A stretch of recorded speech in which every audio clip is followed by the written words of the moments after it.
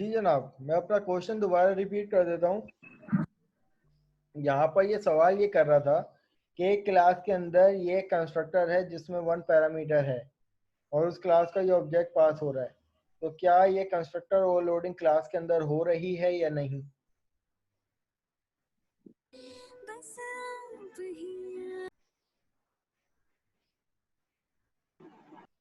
क्या क्या चलाते हो तुम लोग। जी जनाब।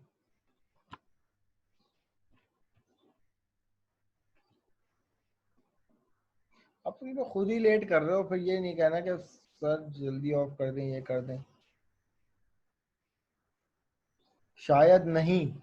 नहीं हो रही तो क्यों नहीं हो रही, और अगर हो रही है तो क्यों हो रही है।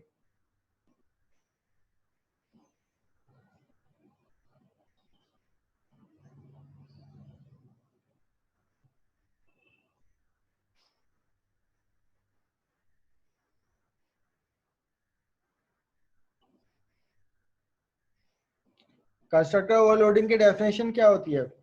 Same name of the constructor but number of parameter is different. आपको सबको पता है कि किसी के भी क्लास में कुछ नहीं होता तो ये तो होता है। जब ये होता है तो इसमें कोई पैरामीटर नहीं है, इसमें एक पैरामीटर है। हुई ना कंस्ट्रक्टर ओवरलोडिंग। अगर ये नहीं होता तो एटलीस्ट ये तो होता ना, लेकिन इसके साथ साथ हमने एक और कंस्ट्रक्टर बना दिया जिसमें एक पैरामीटर है। समझ में आया ये कॉन्सेप्ट। ठीक है, तो जरूर ये बात इसमें ये टीचर आप लोगों से ऐसा सवाल पूछ के आपको कंफ्यूज करेगा और आप लोग ब्लंडर कर दोगे। सोचो, नोटिस करो, करा करो कि भाई इसके अंदर एक कंस्ट्रक्टर होता है जिसको डिफॉल्ट कंस्ट्रक्टर कहते हैं, उसमें कोई पैरामीटर नहीं होता, इसमें एक पैरामीटर है। Same name of constructor but number of parameter is different, इसमें कोई पैरामीटर नहीं है, इसमें एक पैरामीटर है। ठीक है, तो pure concept of constructor overloading. Well, अब हम लोग यहाँ पे आगे आते हैं। प्रॉपर्टी को ओवरलोड कैसे किया जाता है, कर सकते हैं या कर सकते हैं भी या नहीं। प्रॉपर्टी को ओवरलोड करने से क्या मुराद होगी कि भाई प्रॉपर्टी तो ये होती है कि भाई हमने यहाँ पर प्रॉपर्टी दे दी। ओवरलोड करना तो ये होता है कि भाई उसके पैरामीटर पास कर दें, लेकिन प्रॉपर्टी तो पैरामीटर लेती ही नहीं है। तो प्रॉपर्टी को ओवरलोड करने से क्या मुराद है भाई, यहाँ पर एक कहानी करते हैं हम लोग। मैं करता हूँ प्राइवेट इंटीजर मार्क्स। सही, अब इस मार्क्स को प्रॉपर्टी के थ्रू मुझे एक्सेस करना है। मैंने यहाँ पे कर दिया गेट, और गेट के अंदर मैंने क्या कर दिया, रिटर्न कर दिया मार्क्स। ये सारा काम वही। उसके बाद मैंने यहाँ पे सेट कर दिया। सेट करने के बाद क्या कर दिया कि भाई this dot marks equal to value. वही वाला काम है पहले सेशन वाला। ओवरलोड करने से मुराद ये है कि अगर मैं एक ही प्रॉपर्टी में रहते हुए एक ही एक्सेसर को मल्टीपल टाइम इंप्लीमेंट करूं, फॉर एग्जांपल अगर मैं गेट दोबारा इस तरीके से करूं और यहाँ पर रिटर्न करवाऊं इसको मार्क्स, तो क्या ये पॉसिबल है या नहीं। इसको कहते हैं कि प्रॉपर्टी को ओवरलोड करना, जो कि रिस्ट्रिक्शन है, प्रॉपर्टी ओवरलोड नहीं हो सकती। एक ही प्रॉपर्टी में एक एक्सेसर दोबारा से इंप्लीमेंट नहीं होता, जब एक दफा हो गया तो। इस चीज को समझना। यहाँ पे मैं ये चाह रहा हूं कि भाई एक ही प्रॉपर्टी हो और उसमें जो एक्सेसर हो मैं मल्टीपल टाइम इंप्लीमेंट करूं। तो भाई माजरत के साथ एक ही क्लास में रहते हुए ये काम एक ही प्रॉपर्टी में रहते हुए नहीं हो सकता। तो यहाँ पर क्या आ गए, रिस्ट्रिक्शन। और रिस्ट्रिक्शन क्या कर रहे हैं, you can not overload a property और property can not be overloaded. It means that one can only put a single get inside accessor and mutator of the class respectively. Mutator कहते हैं बदलने वाले को। जब एक दफा आपका गेट और सेट चल चुका है और इन्होंने वैल्यू गेट और सेट कर दी, बदल दी वैल्यू, यानी म्यूटेटर है ये, तो दोबारा से आप म्यूटेट नहीं कर सकते वैल्यू को, ये अलाउ नहीं है। लेकिन अगर आपको एक ही प्रॉपर्टी में मल्टीपल टाइम अगर गेट और सेट चलाने हैं, तो आप क्या करोगे कि यहाँ से लेकर यहाँ तक के कोड को कॉपी कर लो और यहाँ पर दोबारा पेस्ट कर दो और इस क्लास को नाम दे दो क्लास 2, सॉरी क्लास 3 नाम दे दो। तो हाँ, इस सेंस में आप ये काम कर सकते हो, इस सेंस में आप ये काम कर सकते हो कि भाई, बल्कि एक काम करते हैं, ये हटा दिया। मैं यहाँ से इसको कॉपी कर लेता हूँ, एक क्लास बनाता हूँ यहाँ पर, पब्लिक क्लास 3 के नाम से, और उसके अंदर ये वाली प्रॉपर्टी सेम वेरिएबल जो है दोबारा पास कर देता हूँ। अब आप यहाँ पे देखो, सेम प्रॉपर्टी यूज हो रही है लेकिन इन डिफरेंट क्लास। इस तरीके से आप ये कर सकते हो कि एक ही प्रॉपर्टी के मल्टीपल टाइम जो है वो गेट चला सकते हो। तो इसका तरीकेकार क्या होगा कि एक मैंने ऑब्जेक्ट ये बना दिया, एक ऑब्जेक्ट क्लास 3 का बना दिया, C3 equal to new class 3, property एक ही यूज हो रही है, लेकिन C1 डॉट करने के बाद एक सेट ये चल रहा है और C3 डॉट करने के बाद एक सेट ये चल रहा है, ठीक है। और इसी तरीके से console dot right line C1 dot करने के बाद एक गेट ये चल रहा है और C3 डॉट करने के बाद एक गेट ये चल रहा है। ये तरीकेकार है, लेकिन एक ही क्लास में रहते हुए, एक ही प्रॉपर्टी में रहते हुए एक से ज्यादा टाइम गेट आप लोग नहीं चला सकते। मुझे ये बताओ, ये वाली एग्जांपल समझ में आई या नहीं, कि मैं यहाँ पे कहना क्या चाह रहा था? सिर्फ एक्नॉलेज कर दो मुझे।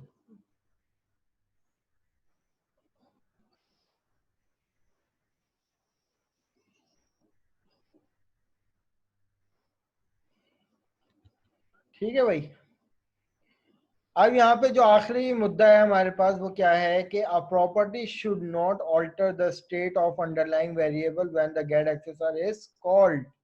कुछ भी समझ में नहीं आया इस लाइन में, मत समझो इस लाइन को। सिर्फ हम लोग क्या करते हैं, मैं यहाँ से इस क्लास को रिमूव कर देता हूँ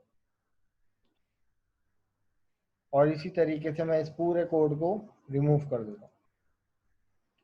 इसका मतलब समझना कि ये पहले सेशन वाला काम है।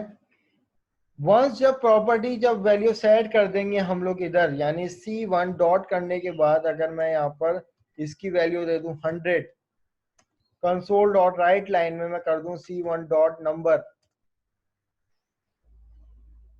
तो भाई यहां पर समझना कि मैं सिंपल क्या करता हूं, जब गेट एक्सेसर एक दफा चल गया और उसने रिटर्न कर दिया, तो उसके बाद मैं यहाँ पर ये काम करने जा रहा हूँ, दिस डॉट नंबर। ये नंबर क्या है मेरे पास?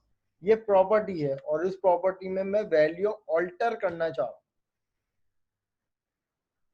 तो it will generate the warning, not error, it will generate the warning. और अब यहां पे देखो, the property should not alter, alter से मुराद चेंजेस। जब प्रॉपर्टी एक दफा आपने वैल्यू दे दी और इस वैल्यू के अकॉर्डिंग इसने गेट से रिटर्न करवा दी वैल्यू, तो आप दोबारा से प्रॉपर्टी को ऑल्टर नहीं कर सकते। ये वाली जो लाइन ऑफ कोड है, ये आपका एक अनरीचेबल कोड है। कंपाइलर इसको रीड ही नहीं करेगा, सिरे से देखेगा ही नहीं, इग्नोर कर देगा, ठीक है। तो अब यहां पर इस चीज को समझो कि the property should not alter the state of underline variable when the accessor get accessor is called. जब एक दफा आपका गेट चल गया और उसने रिटर्न कर दिया, तो आपका कंपाइलर जो है वो इसको रीड ही नहीं करेगा। देखो, जब मैं अपने प्रोग्राम को एग्जीक्यूट करूं तो कोई एरर आना चाहिए या कोई एक्सेप्शन आनी चाहिए आपके हिसाब से?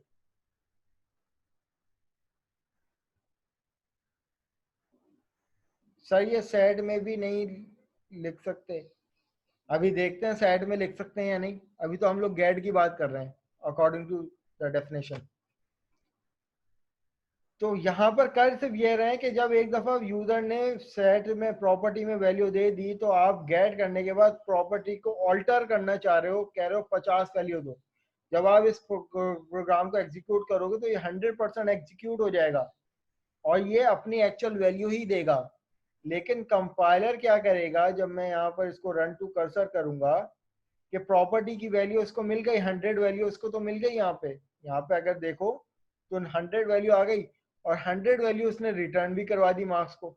लेकिन फिर दोबारा हम लोग इस लाइन ऑफ कोड पे इस लाइन ऑफ कोड के बाद जब इस पे आ रहे हैं तो फिर ये क्या कर रहा है कि कंपाइलर जो है वो इसको रीड ही नहीं करेगा।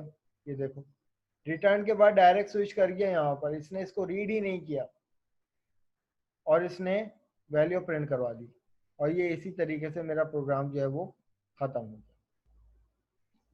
तो अब इसके बारे में क्या लिखा हुआ है, the get accessor of the property is present to read only mode.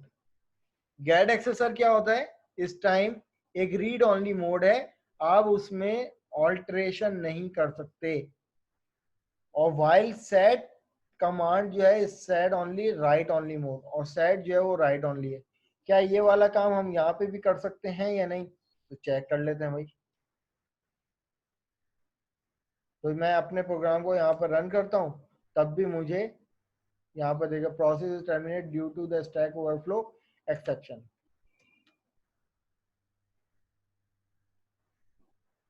समझ में आई ये चीज कि आप एक दफा वैल्यू यहाँ पे सेट कर चुके हो तो आप दोबारा ऑल्टर नहीं कर सकते,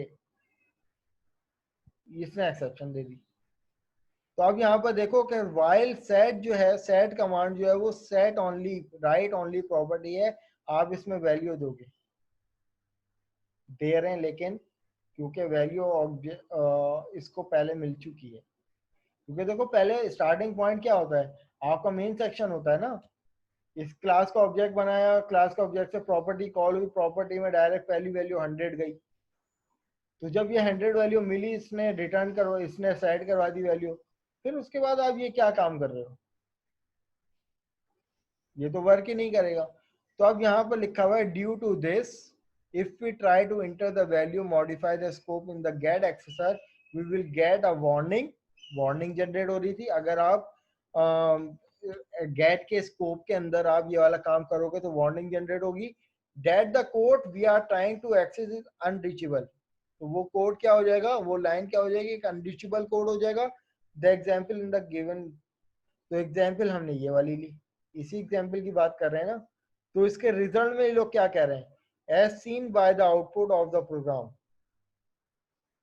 प्रोग्राम के आउटपुट के बाद हमने क्या देखा कि भाई the code run successfully but the value we add the get accessor. हम लोग इसकी बात कर रहे हैं, अगर ये वाला काम हम लोग जब इसमें कर रहे थे, मैं यहाँ से कट करके इसकी बात करूं, सही है, तो ये तो एक तो वार्निंग जनरेट कर रहा था, लेकिन कोड मेरा सक्सेसफुली चल रहा था। तो we added the get accessor cannot be used as it is unreachable, that's why there is no use of changing the underline the variable when the get accessor is called। कि जब get accessor आपका call हो जाएगा तो उसके बाद कोई और चेंजेस उसमें नहीं कर सकते नीचे अंडरलाइन करके। तो अंडरलाइन का मतलब ये है, अंडरलाइन वेरिएबल का मतलब ये है, ये एक अंडरलाइन प्रॉपर्टी को एज अ वेरिएबल तौर पे यूज कर रहे हैं, वेरिएबल की तरह ट्रीट हो रहा है ना। This dot property equal to 50, हम लोग यहाँ पे ऑल्टर कर रहे हैं by using underline the variable. ये बताएं क्लास यहाँ तक के कोई क्लियर है, कोई कंफ्यूजन है तो पूछ लें, क्योंकि आज का कंटेंट जो है वो मेरा यहाँ पर इख्तिताम पजीर होता है।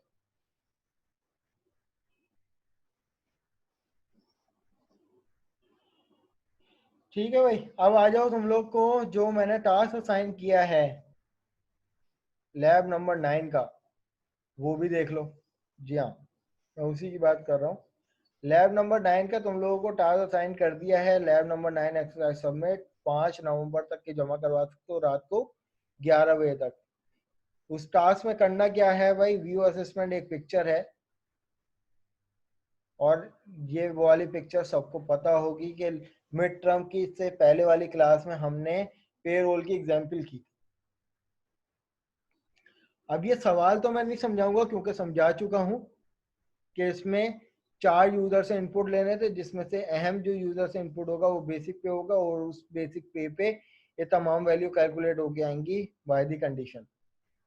सही है, पूरी एग्जाम्पल इंप्लीमेंट करवाई थी आप लोगों को, लेकिन अब आप लोगों ने इस एग्जाम्पल को by using single user class, user input लेना है ना, तो ये यूजर क्लास के इनपुट होंगे और ये तमाम वैल्यूज होंगी जिनको आप लोग प्रॉपर्टी से इस्तेमाल करोगे। मैं आप लोगों के इस टास्क में सिर्फ जो चीजें जिस पे आप लोगों की डिटेक्शन होती है मैं वो बता दूं। अगर आप लोगों की यूजर क्लास नहीं हुई, अगर आप लोगों की यूजर क्लास के अंदर वेरिएबल यूज नहीं हुए और प्रॉपर्टी यूज नहीं हुई, और अहम चीज ये कि आप लोगों ने उसी पैटर्न पे काम करना है जो पैटर्न पे मैंने स्ट्रक्चर प्रोग्रामिंग से आप लोगों को बताया था, और एक वैल्यू आप लोगों को क्लास के थ्रू, मेथड के थ्रू इंप्लीमेंट करना भी बताई थी। आप लोगों ने क्या करना है कि एक यूजर क्लास बनानी है यूजर के नाम से, और उसमें ये एट्रीब्यूट्स ऐड करने हैं। यूजर से जो इनपुट लेने हैं ना, employee ID, employee name, employee designation और एम्प्लॉय की बेसिक पे, तो ये 4 एट्रीब्यूट बना दोगे। भले से आप इनको पब्लिक कर दो, लेकिन ये वाली फील्ड जो है वो प्रॉपर्टी के थ्रू होगी। ये चारों प्रॉपर्टीज रख लो, या ऑटो इम्प्लीमेंटेड प्रॉपर्टी रख लो, तो वेरिएबल बनाने की जरूरत नहीं पड़ेगी। प्रॉपर्टी इस्तेमाल करनी है इन चारों के लिए, और प्रॉपर्टी वैल्यू से इन वैल्यू को कैलकुलेट करना है आप लोगों को। कैसे करना है? वही जो पैटर्न आप लोगों को बताया था कि भाई 10 की 10 यूजर टैक्स फील्ड आ जाएंगी। बेसिक पे जैसे लिखोगे तो बाकी कन्वेंस अलाउंस, मेडिकल, ग्रॉस पे, हाउस हाउस रेंट, ग्रॉस पे और इनकम टैक्स और net amount automatically conditions wise खुद ही कैलकुलेट होके आ जाए। कंसोल पे नहीं करना, विंडोज फॉर्म पे करना है। विन फॉर्म का प्रोग्राम है ना, बस आप लोगों ने इजी है, बस सिर्फ प्रॉपर्टी के इस्तेमाल करना है, प्रॉपर्टी आपको यूज करनी आ गई। बाकी अब ये तो बताने से रहा कि भाई अगर क्लास के अंदर अगर मेथड में पैरामीटर बनाते तो पैरामीटर में विंडोज फॉर्म से यूजर इनपुट कैसे लेते हैं। सही है, तो ये वाला टास्क आप लोगों ने इंप्लीमेंट करना है by using user class. Text change का इवेंट भी होना चाहिए, क्योंकि आप जैसी बेसिक पे आप वैल्यू लिखोगे तो ऑटोमेटिकली तमाम फील्ड पे वैल्यू कैलकुलेट होके आएंगी ना। तो वो कौन सा इवेंट है? वो अंडरस्कोर टेक्स्ट चेंज का इवेंट है कि बेसिक पे के टेक्स्ट फील्ड पे डबल क्लिक करोगे तो वो इवेंट खुल जाएगा। उस इवेंट पे उस क्लास को, यूजर क्लास को इंप्लीमेंट करना है बाय यूजिंग प्रॉपर्टीज। ये आप लोगों का टास्क है। अगर ये चीजें नहीं हुई तो आप लोगों की फिर डिटेक्शन होगी, फिर ये मत कहना कि सर मार्क्स कम हो गए। ठीक है, बाकी आप लोगों को अगर ये टास्क अचीव कर ली तो पूरे पूरे नंबर है। बहुत से लोग ऐसे हैं जिन्होंने पूरे पूरे भी लिए हैं भाई नंबर। अगर मैं यहाँ पर आपने ग्रेड बहुत मार्क्स काटे हैं सर। भाई कटा तो सबका है, सही है, यही तो गलत लेकिन हुआ है। तो क्यों गलत हुआ? मैंने शौक से थोड़ी काटे हैं। जहाँ पे डिडक्शन बनती थी आप लोगों ने खुद ही ऐसे ऐसी चीजें की हैं, तो वहां पे तो डिडक्शन बनती थी। अब देखो ना, यहाँ पर ये जो हैं, ये अहमद कुरैशी 5 लेके गए हुए हैं इसमें, इन्होंने भी 5 लिए हुए इसमें, और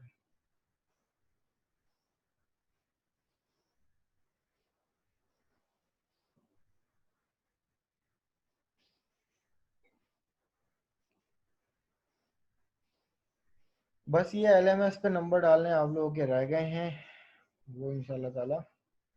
तो जिसमें आपने वो 1 दिए थे उसमें आपने बोला था कि मैं 2.5 कर दूंगा।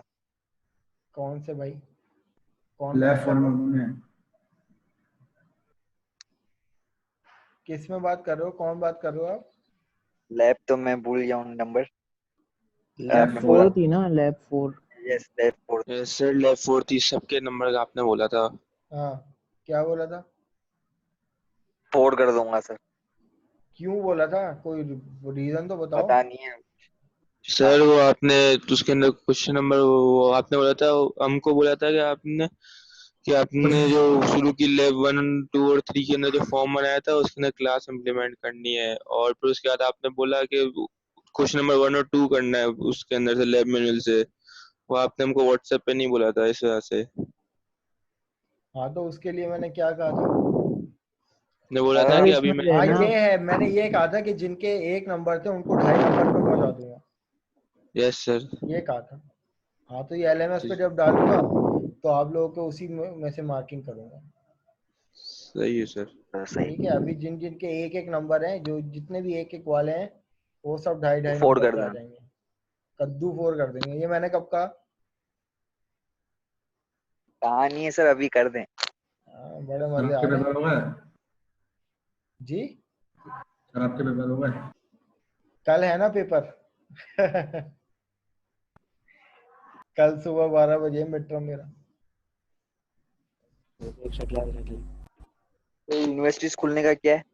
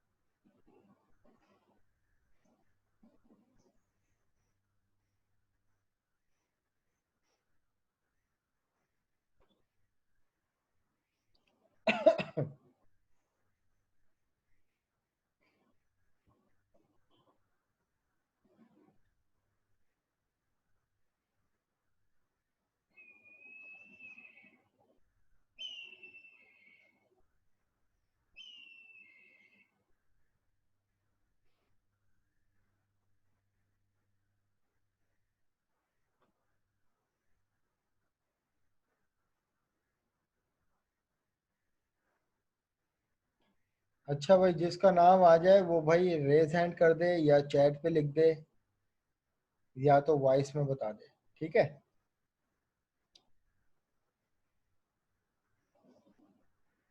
और अगर जिसका नाम इस लिस्ट में ही ना हो तो वो चैट पे अपना नाम और आईडी लिख दे। अच्छा जी, सैयद इस्माइल शाह, सैयद इस्माइल शाह 8678।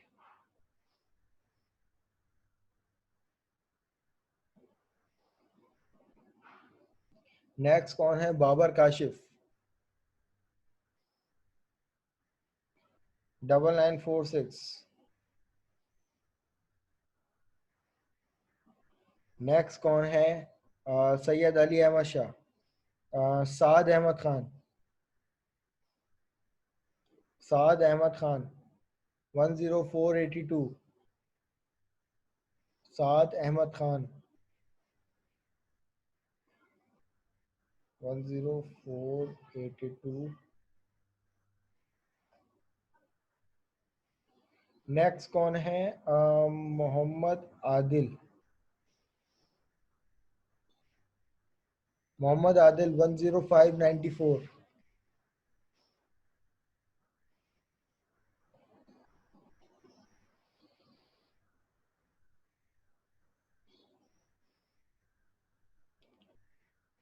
नेक्स्ट कौन है? वासिक अहमद, वासिक अहमद, ठीक है जनाब। मोहम्मद उजैर अहमद, मोहम्मद उजैर अहमद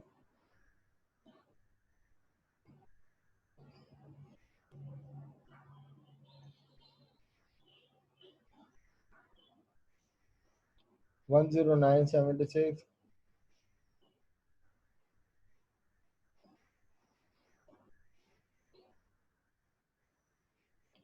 नेक्स्ट कौन है? अली मोहम्मद, महविश नबी, हैज़म अली सिद्दीकी प्रेजेंट है भाई, ठीक है भाई। मोहम्मद सुल्तान, मोहम्मद अम्मार, मोहम्मद अम्मार। हाँ भाई, जिसकी अटेंडेंस होती जा रही है वो लीव करते जाओ। मोहम्मद अम्मार कौन है भाई? 10660।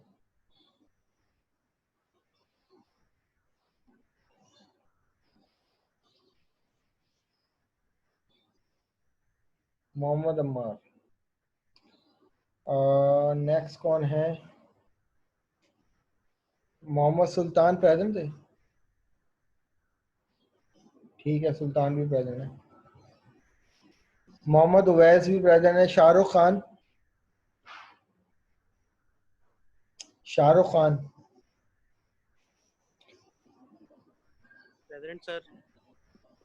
अच्छा, मोहम्मद अनस खान, मोहम्मद अनस।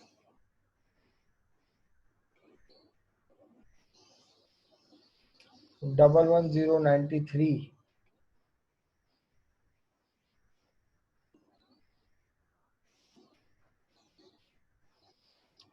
अच्छा, नेक्स्ट कौन है? हमजा जाहिद,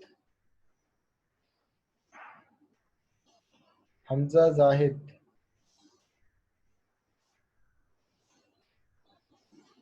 11123।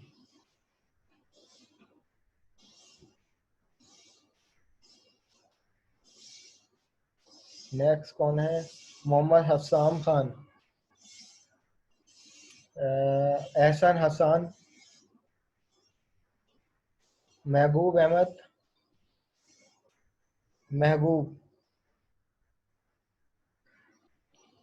11230।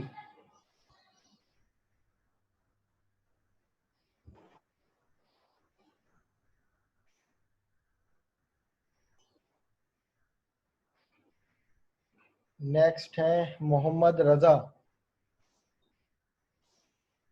उमैर अली खान, सॉरी, मोहम्मद नोमेर, जूबिया, शाहिर अली, शाहिर अली।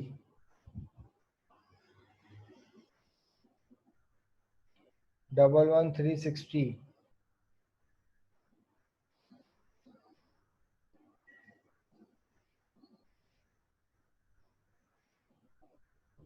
मोहम्मद साद, मोहम्मद अहमद, उजैर पैदन है।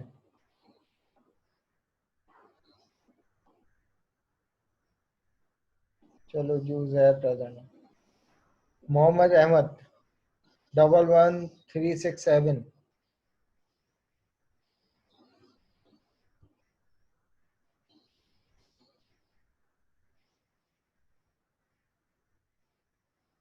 मोहम्मद अहमद। अच्छा, नेक्स्ट कौन है?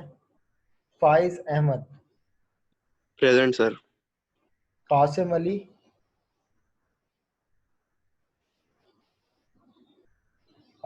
हाफिज उसामा जमील, हाफिज उसामा जमील। ठीक है। अहमद कुरैशी, अहमद कुरैशी। 11464।